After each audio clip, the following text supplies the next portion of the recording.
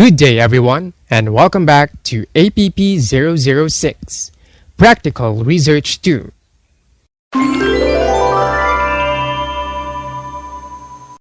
Today in our APP006, we will have our discussion for Chapter 4. Chapter 4 is all about the presentation, analysis, and interpretation of data. The sequence of the content of Chapter 4 is the same with that of the statement of the problem. The chapter should reveal the answers to your research questions and reflect the design of your study. It should also align to the purpose of the study you offered in Chapter 1, as well as demonstrate why the study was important to conduct in the first place. Your findings or results should connect to your literature review and especially your conceptual framework. Normally, Chapter 4 features the following contents in chronological order. First, we have statistical tables and graphs. Second, textual presentation. And third, inferences or interpretation. Now let's talk about presentation of data. Presentation is a way of arranging data into logical, chronological, and significant categories and classifications.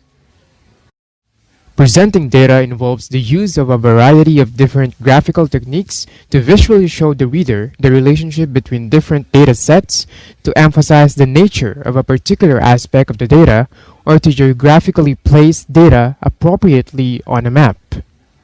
There are three ways of presenting data. We have textual, tabular, and graphical. First, we have tabular presentation. In here, tables organize and compress data into standardized forms. They facilitate the study and interpretation. The data is systematically and logically arranged within the rows and the columns with regards to the specific characteristics of the data. The tabular data presentation makes forthright interpretation as well as comprehensible data set. Most researchers use tables in their textual presentation of data. This is because of three reasons. First, researchers need to give little explanation only since data in tables are arranged and grouped systematically. Second, readers can comprehend and interpret information easily because they can see relationships of data at once. And lastly, tables can present ideas that are understood even without reading the textual presentation. With regards to the title should identify the table briefly. It need not give background information or describe the results. Now here are guidelines in constructing tables for a research paper. First, a double line written 2 spaces below the title separates the title from the table. Second, horizontal lines separate the tab head and the column caption. Third, lines do not separate rows and columns. Rows are double spaced. Fourth, side ends of tables are unruled. Fifth, a line from the last row of information separates bottom total. And lastly, table is separated from the textual presentation by 2 spaces. If the table succeeds the textual presentation, there should be 3 spaces in between the last line of the text and the table number. Now to guide you better, take a look at this example.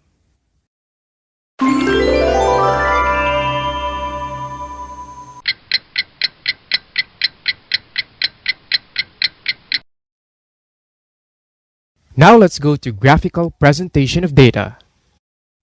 Graphical presentation of data is an attractive method of showcasing numerical data that help in analyzing and representing quantitative data visually.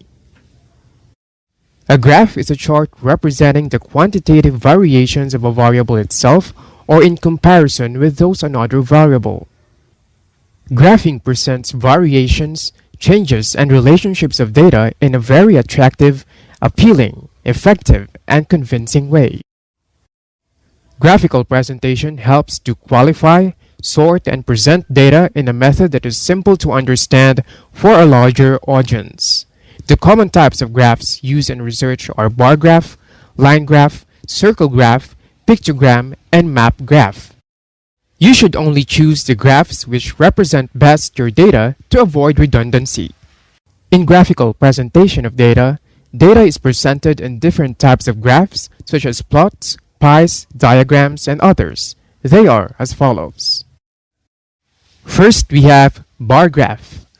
A group of data represented with rectangular bars with lengths proportional to the values is a bar graph. The bars can either be vertically or horizontally plotted. Next, we have line graph.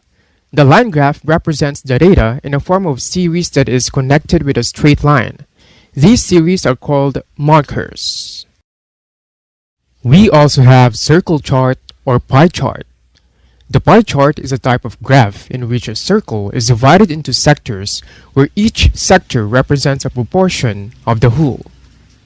There's also pictograph. Data shown in the form of pictures is a pictograph.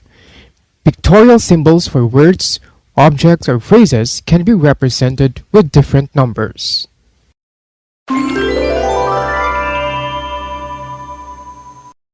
Now we go to textual presentation of data. Presenting the data textually involves using statements with number to describe a given data. It aims to highlight some important data and supplement the tabular or graphical presentation. The data is mentioned in a text form which is usually written in a paragraph. The textual presentation of data is used when the data is not large and can be easily comprehended by the reader just when he reads the paragraph.